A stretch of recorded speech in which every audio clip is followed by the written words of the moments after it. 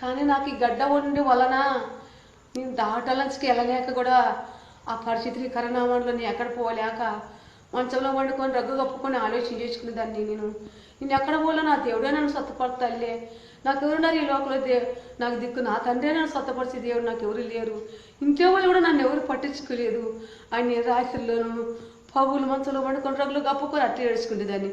కానీ ఆ తల్లి వచ్చి వార్తను చెప్పే బాగా ఆ రోడ్లు పడుకుంటే తల్లించుకుపోయి, తల్లి నాకు ఇది అమ్మా నాకు ఇది నత్తానంట అని ఇంటికి వచ్చి ఆ తల్లి విశ్వాసం ఇంటికి వచ్చి నా తల మీద గడ్డ మీద చేయబెట్టి ఆ తల్లి ఆ ప్రార్థన చేస్తానే నా గడ్డ ఏ మాత్రం నొప్పి లేకోకుండా కూర్చోడానికి లేయడానికి నా తండ్రి నాకు మంచి ఆరోగ్యం ఇచ్చినాడు. నా దేవుడే నన్ను ముట్టి స్వస్థపరిచినాడు. కానీ చాలా పరిస్థితులు ఇబ్బంది పడిదాన్ని. అన్నకు మా చెల్లితో ప్రార్థన చేసుకుందాం అనుకుంటే ఆ చెల్లి కూడా పని చేయలేదు. కానీ దేవుడే ఆ తల్లి నాయనకి నడిపించినాడు.